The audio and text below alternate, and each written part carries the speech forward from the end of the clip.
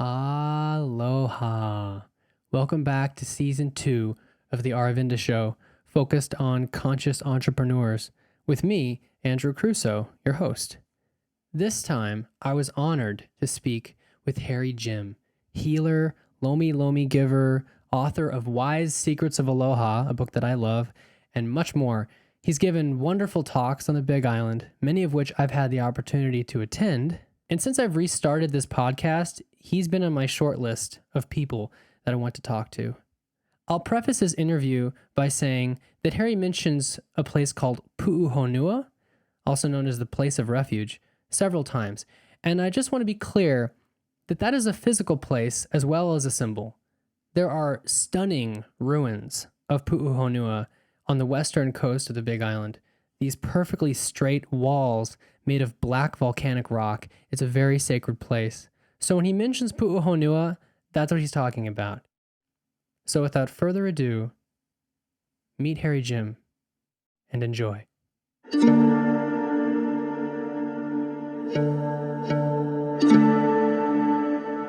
Thank you so much from the bottom of my heart, Harry, for agreeing to do an interview today. And you're welcome. You're really welcome. I'm sharing the same enthusiasm. I mean it. It's pretty early there, isn't it? 7. And I'm here in Hawaii. I'm in a place called Pu'ukapu, which is in the town of Waimea. And I'm in a channel on the, I would like to say, northern face of Mauna Kea on its plains. And so I get to see the sunrise and fall in the same day. So it's really a magical place to be. That's amazing. That's also kind of hard to see the sunrise and fall into the horizon on Hawaii, because you have that mountain in the middle. You have 2 mountains, right? In the middle. You have to be living on Mauna Kea. Right. which is an amazing place. Yeah, I used to live in Puna, and I'm moving to Mauna Kea because my son had a kid, and so they need the house. Oh, yeah, I remember that you lived near Pahoa. Yeah. For a while. Yeah. So I usually start by asking my guests what brought them to Hawaii, but you were born in Hawaii. I was born on the island of Kauai. I mean, the state. The state of Hawaii, definitely. And presently the nation. Absolutely. So maybe I will ask you, what brought you to the Big Island of Hawaii specifically? Oh, economics, definitely. I was a father of 4 at the time, and I was 32. And Chris Hemmeter, who developed the Kauai Surf Project, entered what was a 300-room hotel into a 2,700-room hotel. Wow. This happened in 1987. When he did that, the rent for the entire island, my rent was $325. It went to $700 in competition. Wow. With employees from that hotel. So having saved as much as $30,000, it would be a guaranteed loss because the prices of the land on Kauai were unacceptable. So on a trip and vacation to the Big Island, we found the prices very reasonable and very possible. But what really brought us to the Big Island, because I know that's your question, is that we had a privilege to go to the Prince Kohio Mall on our vacation. And we sat and we watched the families. And there were families with 4 or 5 kids there, like everywhere. When you go to the mall on the island of Kauai, you get 2 or 3 kids, 1 kid. So we really figured out by common sense and grassroots that this is where the soccer games are going to be fun for the kids. And it was. Yeah. Pahoa was a wonderful, wonderful Wild West to grow our kids in. I'm always grateful for that. It's definitely, I've actually called it the Wild West in another interview, how it kind of it kind of feels like the last Wild West in some ways. In some ways. Yeah. Well, I have sensed that we have a lot of different things to touch on and talk about. So I want to talk about what's one of the most fascinating things to me is, your business and the service that you provide. And the lives that you touch and change. Well, first of all, all of that is me, but that's to the service of our church. We are actually a Melchizedek priesthood. That's where our title of Kahuna comes from. And we are in the lineage of Pu'uhonua, which is better known as City of Refuge. Hmm. So I thank you for the celebrityship, but I do honor it to the circle Right. of light that comes from Pu'uhonua, Hmm. which is known as the City of Refuge on the island of Kauai. No, Hmm. excuse me. We have one on Kauai, but we're talking about the one in Kona. Well, I say that just to help people kind of tune into this. You're absolutely right, of course, and people can get this from your book as well. That it's coming through you, not from you, and Oh, of you come course. back to that so many times, and you articulate it very well. There's this great phrase you have in your book. The confidence of non-exhaustion. Am I quoting that Yeah, right? That really sticks in my head though, Harry, because to me that means that it's not coming from you, so you can't get exhausted. let's talk about that. The confidence of non exhaustion Hmm. is really about the practice of Ho'oponopono. Hmm. Yeah. And the practice isn't a spiritual rhyme, that's a beginning. Hmm. But the true practice is cleaning your mind, cleaning your body, cleaning your environment. Hmm. What's pono is direct contact with your awareness. Hmm. Maybe we should define some terms for people who may Sure. not be familiar with the actually just breathtakingly gorgeous Hawaiian language. Do you want to define Ho'oponopono for us? I'm sure you could define it better than I could.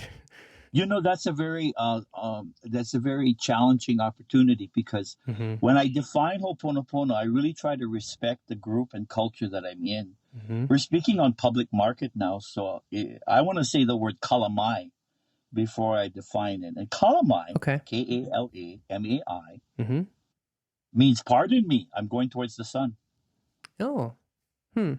So does that mean that pardon me for talking about this kind of feeling? No, it means that if I offend you in any way by the information we give you, it Ah, wasn't yes. by the intention Hmm. of offending you. Hmm. It was by you know what I mean, the confidence of getting to what is light, what it feeds us, what supports us. Hmm. Hmm. Yeah. So when I say kalamai, I mean, if you don't really get the belief system that functions here, Hmm. then pardon it. Don't forgive it or challenge it. Hmm. Simply pardon it Hmm. so that you can get to the meat of the subject. Hmm. Hmm. Yeah. So that said, let's go directly to what Ho'oponopono means for people. Sure. And what it means is you're able to use your own energy to solve problems in your life without depending on other people's energy. Ooh, I haven't heard that definition before. It's there. Yeah. No, no, it makes total sense to me, but it's a different way of looking at it. I love that. I love that. Yeah. It's the way we look at it from Pu'uhonua, Mm-hmm. the city of refuge. Mm-hmm. Actually, it's the place of refuge. So where does there's a practice of Ho'oponopono. There's several, and I want to explain why there's so many. Oh, Ho'oponopono has separate definitions according to the geography of the valley they come from. Our oh. Kauai Ho'oponopono is very different from the Molokai, very different from the Oahu. And here on the Big Island, it's very different from one side of the island to the other. And that's by the respect of the land. Hmm. We here know that the land is chief, Mm-hmm. and we are its servants. Mm-hmm. Oh, that's real big, It's really where you big. put the land first. So when you do that, what's happened is you categorize where you are to define what Ho'oponopono works from the lineage that they come from. Mm. So it's sort of place specific based on what Yeah, works in the place. this practice is actually a mainstay of the Mormon Church and the Catholic Church. The idea that when you have a mass collective of consciousness, the best local interpretation is respected. So that Right, even though right. there's a main church in Italy, the one in Kapaa will respect, the one in this island will respect the local traditions. Mm. I was also born and raised Catholic. I went to Catholic school. Right. And I was really blessed because on the island of Kauai, there was in our church Hawaiian music playing Latin chant. Wow. And how did that happen? It's because the church recognized that the local people have something to offer the great consciousness. Mm-hmm. So it gets a little confusing, when someone from Kapat Church goes to California and say, "How come we don't have Hawaiian music here?" Mm-hmm. Mm-hmm. And we tell them, location, location, location. Yeah. That's right. So when you talk to me about Ho'oponopono and what it generally means, I can only answer in general terms. Mm-hmm. But if you're talking about specific techniques, Mm-hmm. then I can explain to you very clearly. The first one is breathing. Mm-hmm. So Ho'oponopono means, in the most universal way, that you take authority of your breath to clean your body. I want you to understand that this is premised by the scientific truth that 80% of the waste of your body comes out of your mouth and nose. Huh. If you've ever met someone who has been overweight Mm-hmm. and asked them, how did they lose the weight? The fact is, the scientists will tell you that the weight left with your breath. From exhaling the carbon dioxide and the extra. Carbon monoxide, carbon dioxide, all the things Yeah. your skin exhales, your lung exhales. Mm-hmm. 80% of the waste do not leave at the bottom. Wow. That's amazing. I had never thought Yes, of it's always true. that. This is what Pu'unoa has to offer our people. Mm-hmm. Breathe. I learned a lot about breath the first time I lived on the Big Island. Tell me about that. Oh, well, he's trying to turn the interview around on me, folks. I want to know that truth. Yeah, I learned, well, one of the first thing that comes to mind is I went to a 10-day silent meditation retreat. Oh, that's the one in Puna. Mm-hmm. Mm-hmm. Oh. And I learned Anapana and I learned Vipassana meditation. And the first one, you're constantly bringing your focus back to your breath. Yeah, that's what we call clearing. You're having thoughts come up. Yeah. And then you're going, nope, I'm going back to my breath, going back to my Right. breath. And it's amazing the kinds of things, and I write about it in my book too, it's going to come out. It's amazing the kinds of things that come up from the past that you haven't looked at and gone. Well, I want to interject for a second. Please. What you do release are memory molecules from your body, and that's actually tattered into a code on the skin of the bone. Now, that's what that church teaches you. And it's not a church of organization. Right. It's a church of principles that have been existing in that place for 10,000 years. So we're not talking about something you and I don't know. We're simply articulating what we know of it. Process of remembering, right? Yeah. So tell me, please, when you took that experience of really focusing on returning your mind to your breath, it took about 2 or 3 days? Yeah. Yep. Absolutely. Same in Hawaiian science, It takes 2 or 3 days. I didn't know that.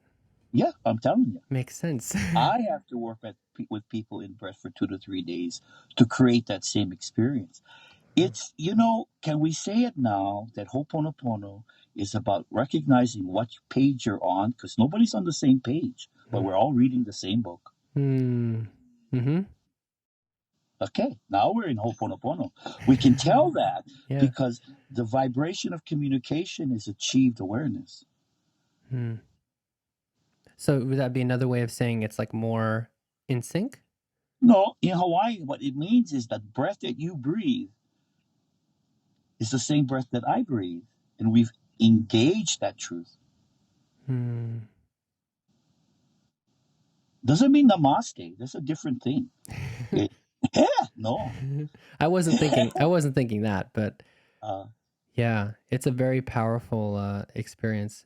And I also think that in a way the body work that is taught on Big Island and this incredible Lomilomi massage. I know there's different kinds of Lomilomi. Yeah. But it also seems, I mean, you talk about prayer in your book. Yeah. That is a state of constant prayer. Yeah. Lomilomi is the state of constant prayer. I've been learning from at least 11 different masters. And I'm going to tell you, 10 out of 11 do it that way. Huh. There's one that's got to be different. Oh, of course. If not, we don't have no rogue action. It's true. It's true. It's true. I just that resonates with me so much that you're so grounded in the present moment and you're praying and working on this person. Is it true that when someone first comes to you, you don't even probably touch them for like the first session a lot of times? Is it like mostly breathing or what is that like? When the person comes to me first, I never make the opportunity to make an assessment until I've created the space. Right. And that's a really critical piece of the book that I wrote. That if you are healing, please define your healing capacity not as someone who can fix something, but first someone who can create the space so that someone can fix themselves. Hmm. Because the immortality of your work is in not correcting the initial trauma, but eliminating the cause of the trauma. Hmm. And is that possible? Well, it's been done at Pu'ono for the last 10,000 years. Hmm. We just didn't forget. That's all. We got to remember. I want to really tell you how important it is to see the parallels in culture when it Mm-hmm. comes to the common experience of healing. Mm-hmm. Yeah. When I was in Buffalo and was writing that book, Mm-hmm. one of the most powerful experiences I had was working with the Jesuit priest at Damien University. Hmm. And my role there was to participate in the breathwork process that we had in common. We call it Lomiha. They have another name for it. But it was a common practice in secret with all of the people who use breath to clear their body. Hmm. It is also a Christian practice. Of course, the rules and intention are different, Mm-hmm. but this breathwork should not be identified as some idealistic franchise that somebody created. Cultures have brought this out Mm-hmm. and use it without marketing plans, okay? That's nice. That's nice to think of in an age that we're surrounded by so much marketing. Mm. We are. So you're saying that perhaps this healing breath is something that is sort of woven into our DNA as a species because it shows up in every belief system. Yeah, and can we agree right now that no one's died from too much breath? I agree. I agree. I agree. It's a respiration is very important. Yeah, and can we begin to recognize if we breathe full, we'd have less exhaustion? Mm-hmm. Oh, I wish everybody oh. could see your expression right now. Yeah, let's move past, the I have to hold in the tension and get Mhm. to the sigh. Ah. And that feels good, Yeah, because it doesn't only release molecular waste, it releases emotional tension. which is stored in all these muscles and it's affecting all these It's muscles. stored wherever it's not cleaned away. Hmm. I'm reminded of a story in your book where you're working on someone, and I think they didn't realize they had a blockage, and you get to this part on their leg somewhere, and Mm, you clear the blockage, and the guy said he felt like blood was shooting out mhm, but there was nothing, there was no blood. But then mhm, he felt so different and so cleared afterward because you released this blockage that he couldn't see with his eyes, but you could feel, and it was obvious mhm, once you'd created space and mhm. then started Yeah, I call that an inside pimple. an inside pimple. Yeah, like I when get it. we have a pimple on the top of the skin, Right. it'll burst open. But when you locate it on the leg, it has a relationship with the gut. Mm. And when you push the button and Hmm. pop that pimple, all the emotional energy starts running out from the gut and release happens. Wow. That's Lomi. Yeah. Yeah. So you're learning all of this and you decide to come to the Big Island. Mm-hmm. And I know you had a little bit of adventure going to law school for a while. Oh, that was fun. Yeah, yeah. And you talk about this in your book a little bit, but I'd love to hear, in as much as you want to share in this space, in this lovely space we've created, Uh-huh. how was that process for you to embracing what kind of feels like your destiny, or Yeah. or a destiny, a path that was open to you? Yeah. That's always a celebrityship misinterpretation. I wasn't going for my destiny. I was going for my responsibility. I had Right. 5 kids. Yeah. Yeah, and I had to create a job in a community called Pahoa that was the Wild West. Mm-hmm. And I will tell you something. When we moved into that town, the largest employee was the post office. Really. Yeah. Everybody in Pahoa had to make a living by independent practice. Mm-hmm. They could have one person in the family have a regular job for healthcare, but the rest of the work has to come out of the raw living on land that had resources to offer. Mm-hmm. And so when I looked around at the resources I had and what resources I could provide to the community, I Mm-hmm. was bound and determined to offer the fisherman relief from sore back, the gardener relief from sore hands, Mm-hmm. and the car accident relief from the permanent trauma or releasing trauma. So that was why the field of Lomilomi came to my space. I knew I had to take it legal, whatever that means. I decided that although I had the skills, I had to go to Auntie Margaret for 3 years, Mm-hmm. and then I had to go to Hawaiian Island School of Bodywork Therapy for a year. Mm-hmm. They were teaching medical massage, Mm. and while I knew many techniques, I did not know nothing about that language Of medicine. of what they called medical massage. Ah, yeah. It was a going new idea, and I was in one of the best schools in the nation to teach you that. So I took money to go and get that scholarship. Mm-hmm. And in the meantime, I worked in Kona 3 days out of 4 as a massage therapist illegally because I was feeding my family. Right. Yes. You do what you So have to once I do. did get my license, I opened legally in Pahoa Town, and everybody came because it was working. Mm-hmm. Mm-hmm. Some of the fun parts I got to learn was how to prepare a woman for birth and how to correct the womb while it's corrected. Because, a lot of women don't want to go to healer to get help. Mm-hmm. Back then, going to healer was at least an hour because the roads were bumpy. Right. Most of them weren't paved, right? Yeah, now we'd take maybe 30 minutes to get to healer, even if it's complaining traffic. 2 hours. People in Puna back when we were there, they take the whole day to be in Hilo. They get everything done and don't Yep. come back for a month. Yeah. Yeah. Well, when it's not paved, it should be a day trip. Makes much more sense. Can you help me get more specific? Like, about when did you move to Pahoa? What year? 1991. We bought a property, I think, in 1989, Hmm. November. Hmm. 1990, I'm sure. Oh, okay. Something around there. And even back then, 130 wasn't entirely paved. Oh my God, no! The when we moved in that town, the cane trucks were still moving for whole town to get to their cane on the other side of Wow. the yeah. There was a full on cane plantation. Mm-hmm. Sugar cane. Yeah, so that was a plantation town.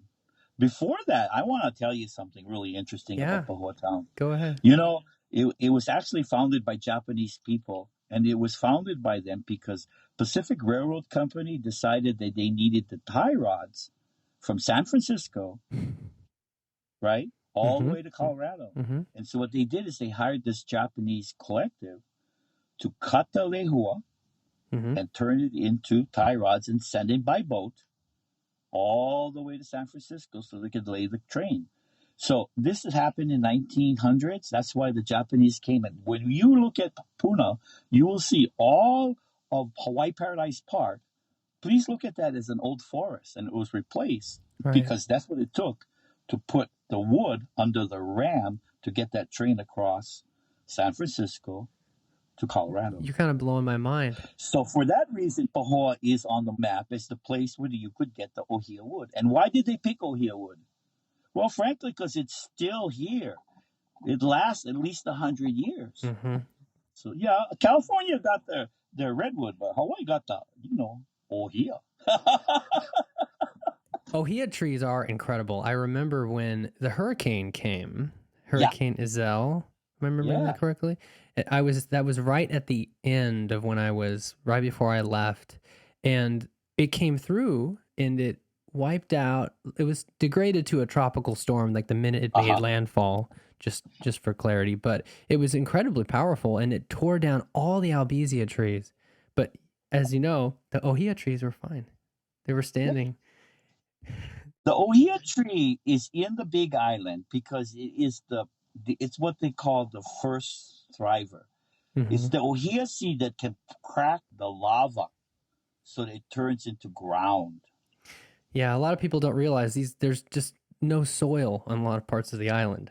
Yeah, So these trees have to adapt. The only things that were able to take root when the island popped above the ocean was these species that could live without soil. It's amazing what they do.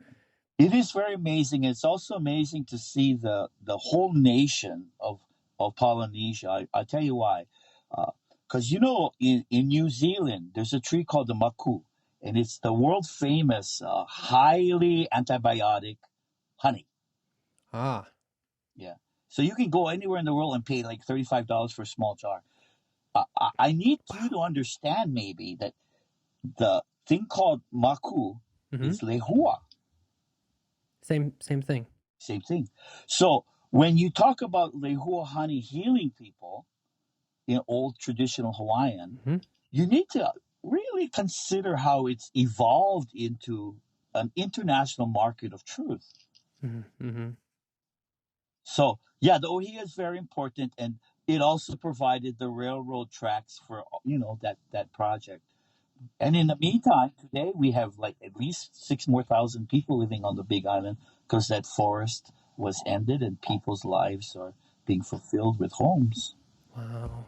I had no idea they used that wood to make the train, the railroad going across. It'll give you a good history of the town of Pahoa because Pahoa did not only have the workers and laborers, it was a Japanese community. That's why they called it Akibono Theater, which is a traditional community. And where the bars are Hmm. in Pahoa town are exactly where the geisha studios were. No way. Yeah, where you play billiards Hmm. in Hmm. the back of the Pahoa bar, Hmm. those were the rooms for the geishas, for the single men who were working in the field, taking that big giant lumber and putting it on a boat. So, as part of their culture, they didn't only bring their laborers, Hmm. they brought their whole culture. Hmm. Hmm. So, That's yeah, and they found incredible. it absolutely wonderful because they stayed. Right, right. Well, it's And a you know what else they did? They married Hawaiians. yeah, yeah, and that's a big part of the story of Hawaii Yeah, now too, in a big way, is the incredible mixing that's happened and the incredible combination of cultures. I mean, getting back to how you said you grew up in a church that was Catholic with Hawaiian influences. It's incredible. That's one of those things that it feels so American in a way, this yeah. mixing of different cultures and finding out what we have in common, you know, prayer, massage, meditation. There's things that are woven into our DNA. Well, aloha changes everybody. Hmm. I want to tell you, I had Catholic nuns, and we have a celebration of May Day.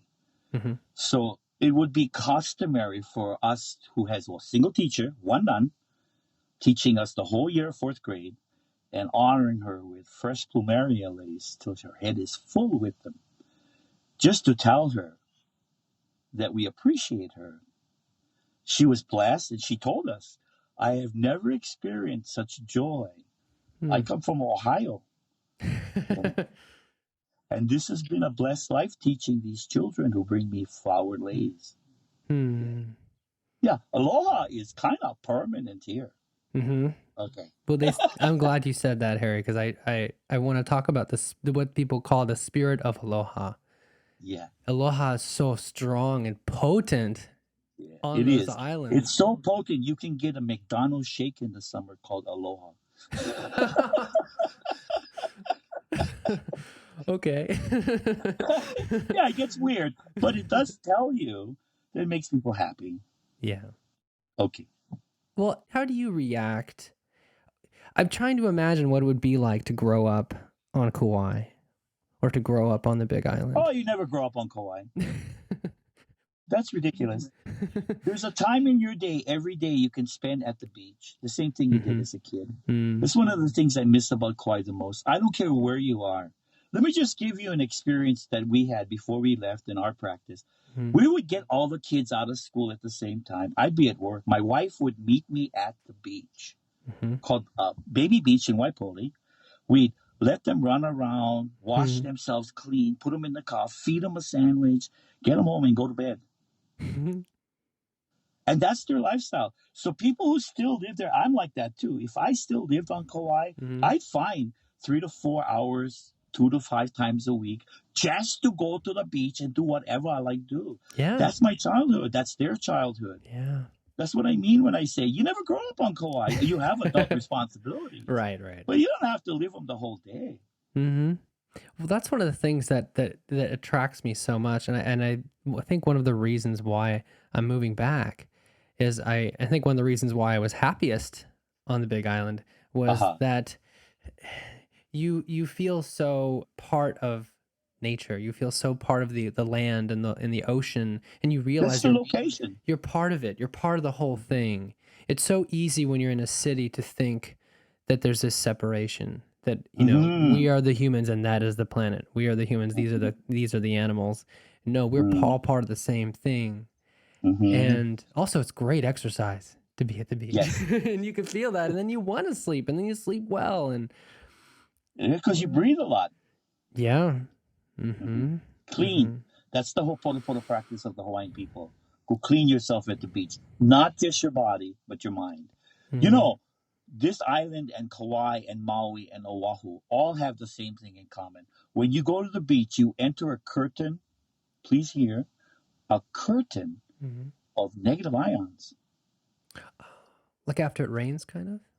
Yeah, well, every scientist will tell you whenever water splashes, humans are attracted to that because it generates negative ions, which actually heal our body. This Hmm. is what's made so famous about the waterfall name is Niagara. I lived Mhm. next to Niagara Falls for a few years, and I'm Mhm. telling you that Mhm. 20 to 30,000 people a day would go there to feel the Mhm. ions. Mhm. Mhm. I've been very lucky to go there once, and I can attest to that. That's my closest thing to Hawaii when I was living in Buffalo. It's so powerful too. But yeah, you're right. There's water kicking up everywhere, and you get these gorgeous Mm-hmm. rainbows, but you can feel it too. Mm-hmm. You can feel that. That real feeling of someone giving you the power of non exhaustion. Mm. I'm only confident for a very short time, I tell you that, because if I don't go keep swimming, I lose it. If you don't keep swimming. Yeah. Hmm. Bringing my breath to a full challenge, Hmm. that's the thing. I prepare myself. You asked me earlier, what do you do when you enter a treatment service? And Mhm. I said, create space. But Mhm. I want to tell you, the question I wanted to answer is, what do you do to prepare? Because once you prepare, the space opens. And the preparation is a movement activity in your body. Mhm. I either pick swimming or walking. That preparation is why I charge for my services because I've prepared professional. Mhm. And when that's happened, when I've brushed my teeth, combed my hair, done my exercise, Mhm. right? Swept the floor, Mhm. Mhm. I open the door. My client is confident that I'm prepared Mhm. to deal with circumstances beyond their expertise. That's all. Mhm. I have to do that when I want to go get a tire fixed. I don't want to do that tire fixing. I'll pay for Mhm. it. Mhm. I think that's the service Lomilomi has to offer people in a real terms. Yeah. You take such care to prepare, Yeah. and you create the space, and then you're able to address whatever comes up. And in Hawaiian culture, that's called hard work. And in Mhm. American culture, that's called magic. Don't we tend to don't we well, don't we call anything we don't completely understand magic often? There we go. That's the target. What you Yeah. don't understand is magic. And what Hawaiians understand is magic is work. Mm. Oh, I That's the love that. lower end of what loa means. To give yourself to the dedication of your intention. Mm. Mm. That work will be magic. Can I ask you an off the cuff question that I think will Sure. be fine? You're reminding me of something that I've thought about for a while, which is we have these we have these ways of dealing with energy, you know, Yes. and it's very important. And you're a incredible energy healer, I would say. Yes, I would say. Yeah, and sometimes you meet people who that's outside of their that's kind of Capacity. capacity or belief system, right? Sometimes you meet Oh, people good, that good one. Belief system. yeah. I kind of wonder. I wonder what this world would be like if we had a way to measure it, so it became more of a. There's this maybe this is a weird like collision of Well, mentalities. let's step back. Let's step Let's back. step back. Imagine a world that has a power of energy. Let's just stop right there Sure. and recognize that your imagination of that world is really a memory of a present culture. Say it again. A present culture has that capacity In the know. to use energy to bypass the necessity of technology. Mm-hmm. Let me give you an example of that. Mm-hmm. I'm not going to pick on the Hawaiians because there's no evidential documentation for that proof. But I'm going to go to China with you, and I'm going to go to a particular hospital Okay. that three physicians, highly trained in both American and Chinese medicine, would simply go over to the client and go, woo, woo, choo, woo, ha, yes, ho, ha, woo, woo, and push that energy that's congested out of their body so they can walk out cancer free. Now, it doesn't happen to everybody, but it only Mm-hmm. happens to some. And that's just the way it is. But when energy decides to work on intention, Mm-hmm. it can be so powerful that it replaces technology. Right. Because it is a technology. It's the Right. technology of how things work. Mm-hmm. Energy is not something that's as important as substantial. Energy is about understanding how nature works. We're Mm-hmm. trying to create an idea of measure that is beyond our capacity Right. or outside of your culture. Because there are these things on the planet that are creating the truth of energy as an efficient healer. However, I want to talk to you real serious about the prevailing energy that causes this kind of chaos. Please. Oh, Yeah. you know, there's several Christian leaders that I highly respect. Sure. However, it's the business plan. The business plan is to call attention to the Lord or the divine Mm-hmm. and collect, And collect, you said? collect. Yeah. Yeah, and that is actually a very effective way of bringing human investment into the experience of having healings where the entire stadium is focused on one person. Mm-hmm. And what the issue is that the priest takes responsibility for that, and it's actually everybody else. We've actually solved a lot of wars as a community because our great conscious energy is working with the conscious of earth. The Mm-hmm. thing and the first rule of energy, yeah, is not Mm-hmm. to define it and measure it so you can manage it, but Mm-hmm. to give it the authority that Mother Earth gives it. Mm-hmm. And once you do that, you have to follow her nature rules, and apparently, those are the ones that last the longest. We're Mm-hmm. infantile when it comes to understanding measure. Mm-hmm. And I know that's the first question you asked because that's what we're trained. It's not about what you're saying, it's about how our culture is trying to protect us from things we don't understand. And you feel, if I understand you correctly, you feel that that bias to want to measure something tries to put a barrier between us and the truth. It is, but I wouldn't use the word bias. I want to get to you the possibility that Sure. there are two functions of tribe. Mm-hmm. United States is a tribe, and its Mm-hmm. first responsibility as a tribe is to use the tools to keep their tribe in their tribe. And every culture on this planet has used only two tools to keep their tribe: shame and guilt. Mm-hmm. The exception, of course, is Pu'uhonua in Hawaii. Mm-hmm. Yeah. Hmm. Shame and guilt. It's Mm-hmm. true. Yes, it is everywhere. And in No, terms it's of, not something to be personal. yeah, it's just Something part to of the be collective recognized programming. as dynamic. What is the dynamic of the culture? Hmm. So, if I'm understanding correctly, it's just guilt to have a different belief system than everyone else around you, sort of along those lines. No, shaman's guilt is that opportunity. See, this is the study we want to look at. Mm-hmm. whether you're a shaman or kahuna or some other kind of healer, the general business plan in old history Mm-hmm. was to either park yourself on a hill and let people come to you, Right. because where they are, the culture has provided enough shame and guilt for them to be rectified. There must be some kind of way to rectify the recombination of that soul to that tribe. Mm. So they use techniques to release shame and guilt so that they can feel the love of their tribe Mm. to drive them back into their purpose or leave.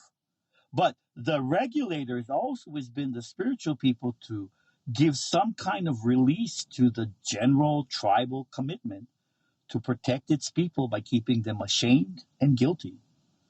So it's not an outside deal, it's an inside deal. Mm. And it's okay because it really worked. The Mm. point of the Hawaiian with the law is that it can stop and evolve. Mm. So when someone puts themselves up on that hill to heal people, Hmm. they leave their world and go up to that hill. Is that distance helpful? The fact that that hill is separate from the city? Well, let's look at why the hill is there. Yeah. Yeah. Because people only can travel by walking and you Mm-hmm. need some space. You know, it's about that idea of the hermit that goes up with a short candle. And when he comes down, he has a large candle, something to teach, some light. And when he gets tired, he goes back up the hill. And I say to look at that because you'll find it in Italy, you'll find it in China, you'll find it in Samoa or Ratanga, you'll find it in Fiji, you'll Mm. find it everywhere where the healers are in a containment so that they can provide you a space of containment. That's the very principle of Puhonua. Mm. And Puhonua provides the containment of peace of mind from the water that is surrounding that He'au church, temple.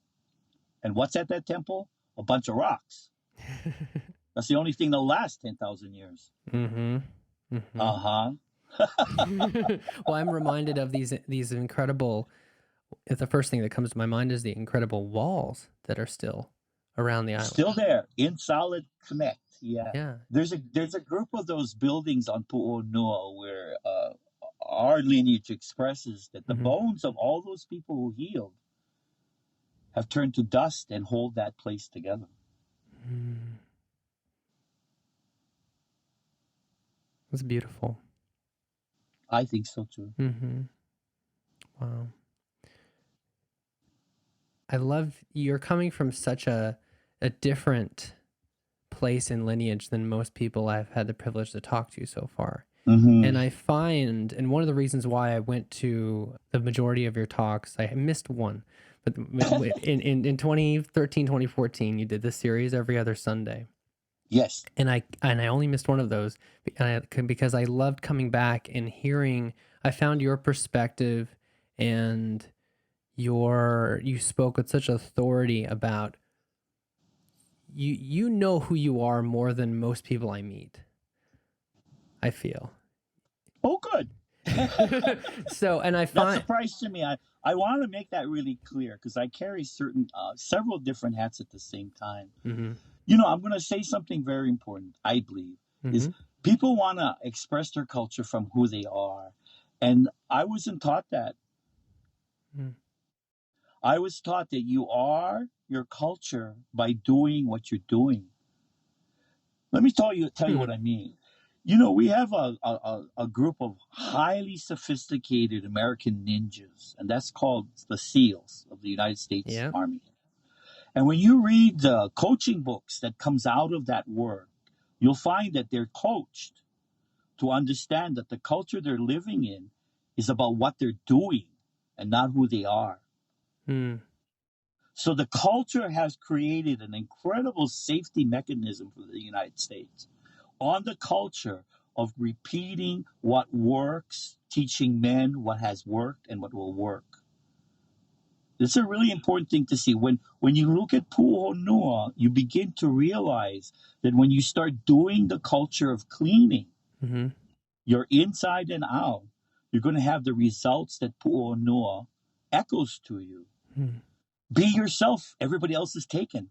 And It's when they true. ask you who you are, it says, I'm not a complete job. I can tell you who I am now, but I'm still living. I'm finding that out. It's still growing and expanding. Of course we are. Mm-hmm. And to say that you know who you are is to really create a consequence with your future person who knows who you are. You don't know who your future person is. No. No, your future person knows who you are. It reminds me of this. You're probably familiar with the concept of like the higher self, Oh, and sure. I think there's a Hawaiian analog to that. I can't Yeah. remember what it's called. Is it the same as the Amakua, or is that something else? It is something else. It's very confusing because, again, those diagrams and dynamics belong to each culture that came Mm-hmm. out of each valley.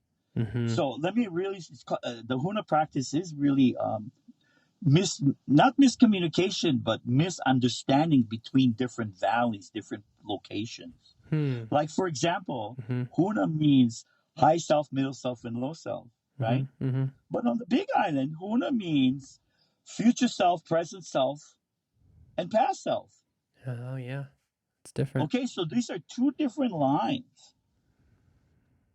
And so, Mm-hmm. why do they get confusing? Because, frankly, people who want to get information by dialogue and soundbite don't get to the depth of that truth. Mm-hmm. So, I'm going to turn the question around.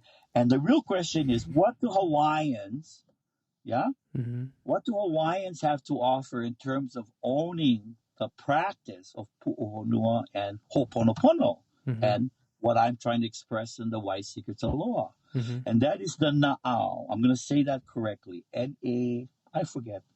Na'au. The word is about the gut. Mm-hmm. And when you have a relationship between your head and your gut so that you have the value of what it's saying to you Mm-hmm. beyond the value of what you're receiving from your eyes and your ears, you'll begin to state the place of non-exhaustion in your life. Mm-hmm. No, I want to tell you something kind of shocking and absolutely true. Of all the species on this planet, the human is the only one capable of suicide. All other mammals Huh. commit what we understand as martyrdom. They'll die to save their family, but they will not die their energy. Mm. The human is given that authority because if the gut is loyal to your body, you get to die. It will not stop you. Mm. Mm-hmm. It has to listen. It has to listen. And when you get that point, all of these other diagrams and dynamics of how different cultures express Ho'oponopono really get to be de-evolved. So, because your evolved understanding is this between me and my gut.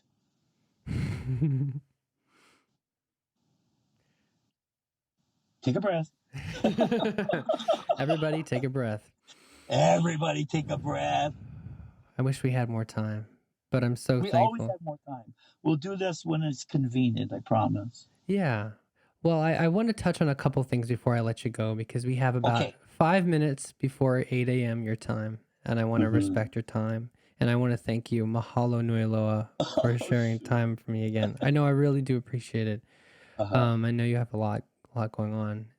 I want to touch on something that almost feels like the opposite of what we've been talking about, but I like the contrast. You're talking about touching people and communicating aloha, touching and creating space. But one of the major ways we talk to each other these days, perhaps a little too much, is through electronic devices. Oh, how wonderful. Let me turn that around. Sure. You know, I don't think it's a secret. Every once in a while, I get to talk to dead people. Mm-hmm. So I had a dream about 2 weeks ago, and then again maybe 10 years ago, and I asked them, "What's with all these like iPhones?" I have three myself, and I asked them, and they said, "Okay, come with me. We're going to go to the moon." So I sat with them in a circle on the top of the moon, and we looked at the Earth, Mm-hmm. and we noticed that the time of space we were in, humans were young. Mm-hmm. And instead of cell phones, what they were doing to create light on the planet was sitting in a circle watching a fire Mm-hmm. and talking stories. Mm-hmm. That was it. Yeah. Yeah.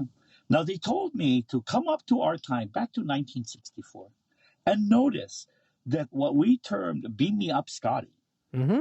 was an idea that everybody could have this tricorder or connector Mm-hmm. that engages you with a computer that's personal, that gives you access to communication all over the world.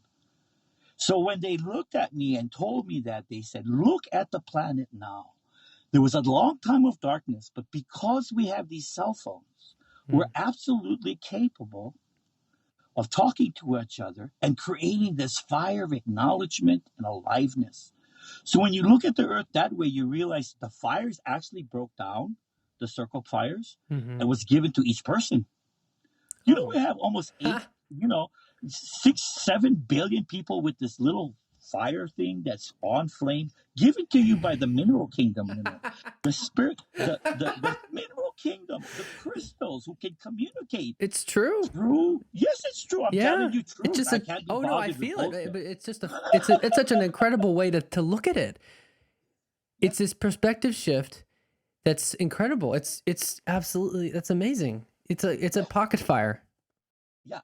It's a pocket fire, and what it Oh does my is it goodness. gives your power to your blue, your voice. All right, blue chakra. Yeah. And because the voice is so strong for the human condition, you're getting a lot of turbulence. And everybody's blaming everything else other than their right to speak. So, perfect segue. Do you use social media every day, and how do you find balance with social? Now, I've seen you on Facebook. How do you find balance with that in your life? I use social media 2 times a week, 3 hours. I like that. I like that. I don't have time anymore. No. I never did Mhm. more than that. Mhm. It may seem like I'm always on, but then I understand the applications to make that real. Mhm. It's marketing. Mhm. That's not me. That's Harry the marketer. I'm here. I know how to live with the machine without the machine, just as important. Well, that's something another thing that I feel inspired by is you do have that presence, but I can tell that you found a good balance with yourself. And I think twice a week is appropriate, especially for your line of work. Yeah, that's why I have to grow up. If I lived on Kauai, I would be at the beach 5 days a week, 3 hours. Over here in Puna, I cannot do that, so I just take 1 hour a day, 3 days, 4 days a week. The rest has been dedicated to the balance, which is to manage the machine, provide for my family, provide my service, and receive a lot of love for it. It's a beautiful place that you've Yeah. got to and created for yourself. These are gifts of the location, Uncle, not me. This is a gift from Puna that I come to who I am. Well, I'm going to ask one final question. Okay. How do you see this changing toward the future? I like to ask the future question at the end. A lot of changes happening on the Big Island and on the islands. Huge, and all over the planet. And it's very true. How do you see, and I would call your business a very conscious business because you're consciously impacting people and making big change. How would you see, and there's such a strength of entrepreneurship on the Big Island too. Yeah. Like you said earlier, sort of out of necessity. Yeah. How do you see that changing in going into the future? Just the future is local. Mm-hmm. Yep. That's all we need to say. Well, is there anything that you would like to direct people to before we say aloha and goodbye? They can explore. Yeah. Here's another factor of the future that I want to close with. I had an amazing time with your buddy. Really. Got to know you. Me too. Yeah. And so we're here in service. We're here in service. Oh, we're yes. here because humans are the only species on the planet that can convert negative energy into positive energy. I was waiting for you to say that. Yeah, now's the time. That you can actually recognize yourself as one of the carriers of that intention. And that's not your intention. That's what you signed up for when you entered the lineage of your own family, not Hawaiians. We have our own. You have your own. So how do we do that? And here's the answer. Completely agree. Yeah. Here's the answer. How do we do that? Take a breath with me. Okay. I'm going to teach you a Hawaiian chant. Oh, everybody's going to learn. Okay. Everybody's going to learn this chant. And this chant, of course, I've converted to English because Hawaiian's too hard to pronounce. But basically, this is what it means. In Hawaiian, people understand it as the word holo holo. Mm-hmm. Okay, here's what it is in English. I don't know. I don't know. You don't know. You don't know. We don't know. We don't know. Here we go. Here we go. I remember that from your talk. It works. And I love it. Going on a holo holo. Going on a holo holo. Isn't that a journey without a destination? Thank you. That's a good thing to end with. We're not in a destination. We're in orbit for evolving. Mm-hmm. We don't know who we're going to be. If that was true, we wouldn't be here. Mm-hmm. I just had this vision, Harry, this image flashed into my mind. And maybe you said this once. So the Earth's going around the sun, right? And the sun's going around the center of the galaxy. Yeah. So from a certain perspective, the Earth is not going around, it's spiraling. I know that all the sciences will catch up to that, but that's a secret Hawaiians have held for many, many, many, many years. It's in the book, Old Religions of Hawaii from Harry K. Bray. The last section of that book, you'll read about the 60th page will explain that. I don't have time to do it now, but it is in that book. Okay. Thank you very much. And what was the name of that book? Old Religions of Hawaii by Daddy K. Bray. Daddy K. Bray. Ah, yes. Well, I think it's Papa Bray. I'm sorry, that's his son. Papa Bray. P-A-P-A. K. Bray. Yeah. He's a great kahuna. We are so appreciate that his granddaughter is my wife, and we honor that lineage. That's right. And you mentioned him in the book as well. Yeah. If people are interested in that, they should definitely check out Wise Secrets of Aloha. It's on Amazon and all over the place. It's the kind of book that you just want to read out loud. It's such a powerful book. And wow, I want to thank you so much, Harry, for sharing time with me today and sharing space. Yeah, and I want to thank you because I had a really good time. This is the way to start the day. Yes, it is. It's been so much fun laughing with you and sharing so much with you. There's a lot to be fun for. It is. And I'm sure it's a gorgeous day starting there right now. Yes, it is.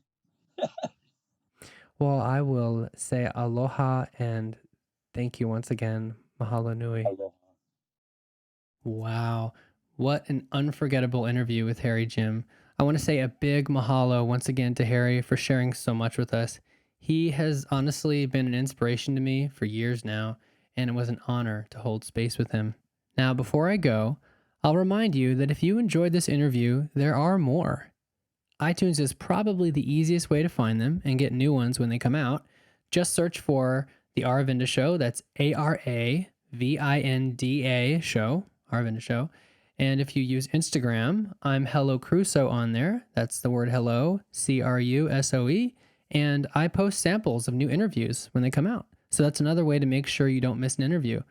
Also, be sure to check out Harry Jim at harrygymlomilomi.com. That's Harry Jim, Lomilomi.com to learn more about his incredible healing practice, as well as his book, Wise Secrets of Aloha. Available pretty much everywhere, Amazon, iBooks, Kobo, Google Play, pretty much anywhere you'd want to look. Of course, all this will be in the show notes for this episode over at myth.li. When you go there, just click on Aravinda Show to find the show notes and all the great interviews, as well as free samples of my books, including my upcoming book, 10,000 Hours in Paradise, a true story about my life-changing adventures on Hawaii. Spoilers, Harry's in it. Once again, I'm Hello Crusoe. I always do that. Oh, goodness. You know who I am. Thanks for listening. I'll see you next time. Aloha.